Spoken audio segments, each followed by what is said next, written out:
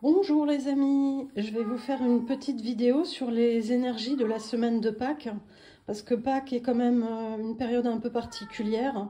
Alors on va voir ce à quoi on doit mourir, puisque c'est une énergie qui parle quand même de résurrection. Mais il va se taire ce chat. Et donc ce à quoi on doit mourir, c'est en fait ce qu'il faudrait que l'on laisse derrière nous. Et on va voir aussi ce à quoi nous devons naître, c'est-à-dire ce vers quoi on devrait aller, en sachant que c'est un tirage général et que forcément ça ne peut pas parler à tout le monde. Et sur le chemin de tout ça, on va voir qu'est-ce qui nous aide dans cette transformation ou ce qui nous empêche dans le processus également. On va voir. Allez, c'est parti pour le tirage. À tout de suite.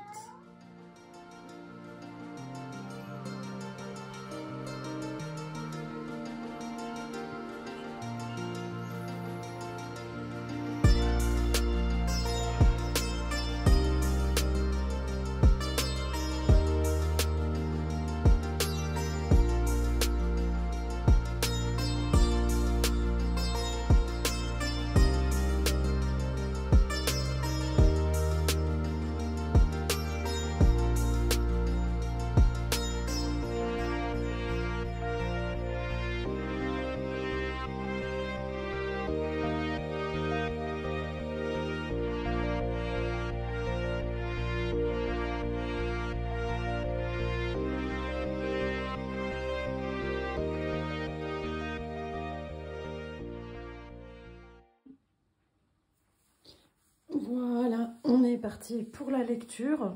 Donc ici, ce qu'il faut laisser derrière nous. Ici, ce à quoi nous devons être, c'est-à-dire vers quoi nous devons nous diriger. Sur la ligne du haut, les trois cartes-ci, ce qui nous aide à notre transformation. Et les trois cartes du bas, cette ligne-ci, ce qui nous empêche dans le processus de transformation. Alors en fait, c'est globalement une suggestion de sortir d'un cursus. Alors, ça m'est présenté sous la forme de l'enseignement scolaire.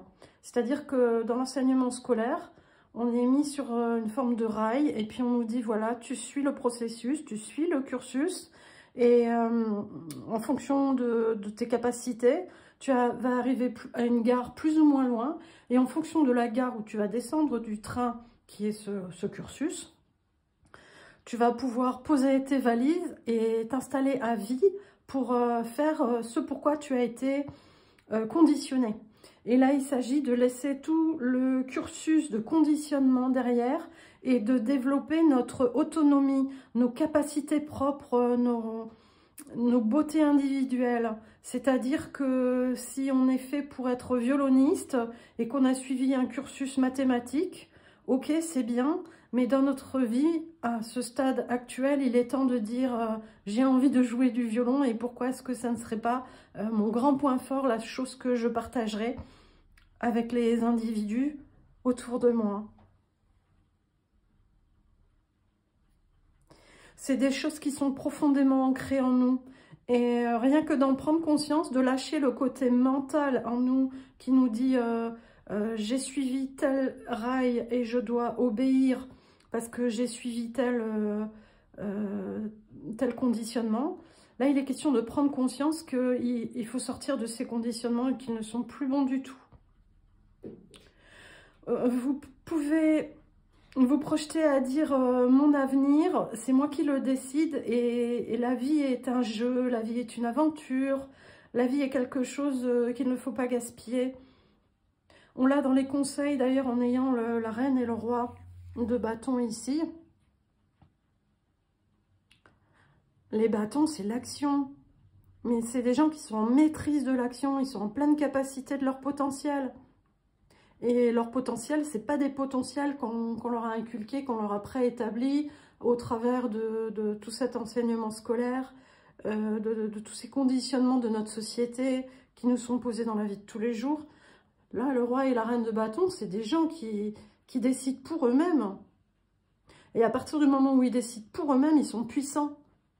Et d'être puissants, ça leur permet de partager avec les gens autour d'eux des choses magnifiques.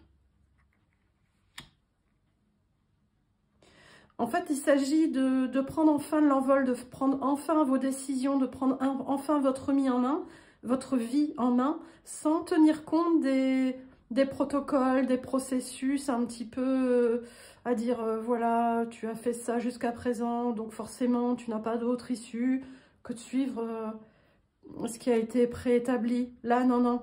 Là, vous prenez vos propres décisions. Écrivez maintenant votre propre aventure. Et ne la laissez pas écrire par des conditionnements. Vos idées peuvent être bonnes, même si elles ne sont pas possibles à mettre en place du jour au lendemain, c'est pas un problème. Mais il faut qu'elles prennent vie progressivement. Parce que c'est des choses qui sont déjà intégrées en vous depuis votre naissance et qu'il est temps de mettre en place. Alors même si ça prend du temps, hein, on a eu 2 fois au même endroit le cavalier de Pentacle qui nous dit doucement mais sûrement. D'ailleurs, ça me rappelle à l'énergie de l'année 2023, qui est une énergie où ce qu'on a semé dans les années précédentes, on va récolter progressivement à partir de 2023. Donc 2024, ça sera vraiment dans la matière. En gros, ce qu'on a semé depuis les années 2000, on va les récolter de plus en plus, surtout à partir de 2024. Mais le processus est enclenché et cette semaine de Pâques est un moment charnière, un moment où on ouvre une boîte de Pandore en ce moment en fait. Et dans cette boîte de Pandore, il y a plein de choses qui vont se révéler, ça va fuser, ça va bouger, ça va faire des étincelles. Il y a une accélération aussi du temps en ce moment, une grande accélération du temps, une accélération des événements qui bougent de façon... Autrefois, on nettoyait par le bas et maintenant, on commence à nettoyer carrément en haut de la pyramide. Et ce nettoyage va avoir des conséquences à partir de 2024 de façon très forte. Voilà. Il faut vraiment laisser la part mentale derrière, la part conditionnement. Parce que tout ce conditionnement vous met un peu des bâtons dans les roues, on peut dire en fait. Voilà, tout ça à laisser derrière. Voilà, prenez si ça vous parle. Si vous avez envie, vous pouvez partager, liker. Et si vous voulez voir les vidéos suivantes, n'oubliez pas de vous abonner. À bientôt les amis.